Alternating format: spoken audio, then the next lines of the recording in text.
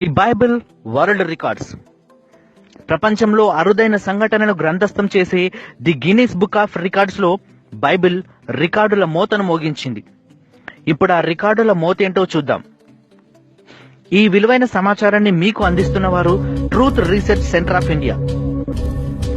ప్రపంచంలో అత్యధిక భాషల్లోకి తర్జుమా చేయబడుతూ ముద్రించబడుతున్న, అత్యంత విరివిగా పంపిణీ చేయబడుతూ చదవబడుచున్న మరియు అన్ని కాలాల్లో అత్యుత్తమంగా అమ్మబడుతున్న ఏకైక గ్రంథంగా రికార్డ్స్ బద్దలు కొట్టింది బైబిల్.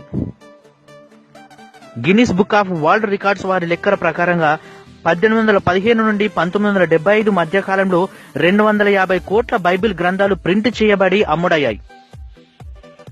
ప్రపంచ చరిత్రలో ఇంత గొప్పగా అమ్ముడైన పుస్తకం మరొకటి లేదంటే అతిశయోక్తే కదా. ఈ విషయాన్ని గిన్నిస్ వరల్డ్ రికార్డ్స్ వారే ధృవీకరించారు. అయినప్పటికీ ఇంకా ప్రపంచంలో ప్రజలందరికీ పూర్తి స్థాయిలో బైబిల్ అందాలంటే the International Bible society of America వారి అంచనా ప్రస్తుతం జరుగుతున్న బైబిల్ అనువాదాలు, ముద్రణ, పంపిణీ ప్రకారం పూర్తి ఉత్తర అమెరికా ఖండానికి 13 సంవత్సరాలు, పూర్తి దక్షిణ అమెరికా ఖండానికి 16 సంవత్సరాలు, పూర్తి ఆస్ట్రేలియా ఖండానికి 30 సంవత్సరాలు, పూర్తి ఆఫ్రికా ఖండానికి 75 సంవత్సరాలు మరియు పూర్తి యూరప్ ఖండానికి 90 సంవత్సరాలు పడుతుందని అంచనా. ఇక ఆసియా ఖండంలో సామాజిక, మతపరమైన మరియు రాజకీయ అస్థిర వ్యవస్థల కారణంగా సరి అయిన అంచనాలు లేవు.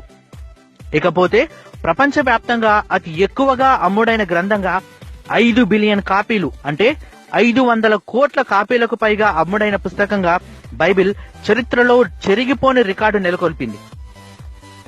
ది ఇంటర్నేషనల్ బైబిల్ సొసైటీ వారు చేసిన సర్వే ప్రకారంగా 1815 నుండి 1975 సంవత్సరాల మధ్య కాలంలో సుమారు 2.5 బిలియన్ కాపీలు అంటే 250 కోట్ల బైబిల్స్ ముద్రించబడినవని తేలింది.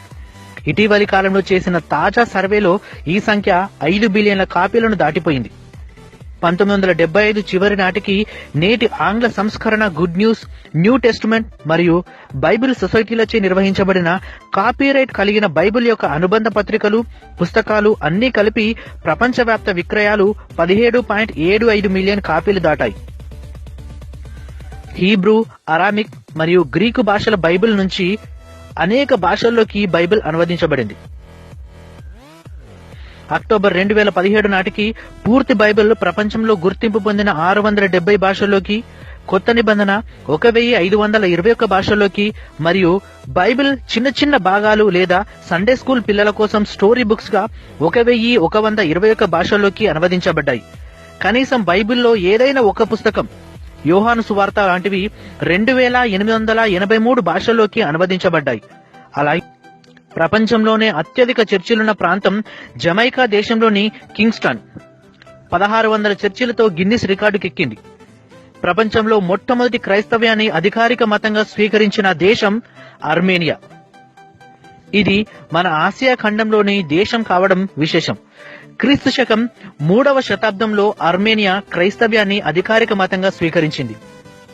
ఒకే దేవుని గురించి ఒకరికొకరు పరిచయం లేని సుమారు 40 మంది ప్రవక్తలు, శిష్యులు ఆయా కాలంలో ప్రవచించి రచించిన ఏకైక దైవ గ్రంథం బైబిల్.